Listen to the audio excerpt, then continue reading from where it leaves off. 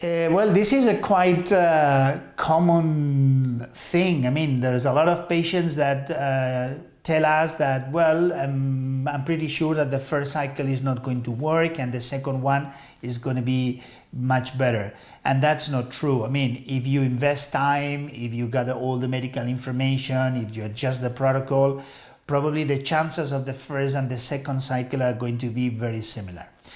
It's true that in some cases, if the first cycle does not go as expected or you don't get the number of follicles you were expecting, or the quality of the embryos was not that you thought it was going to be, you may tweak things, you may modify the protocol, you may decide to trigger the ovulation later. So there are different things that you can do in your second cycle trying to solve the problems that you've had in the first one.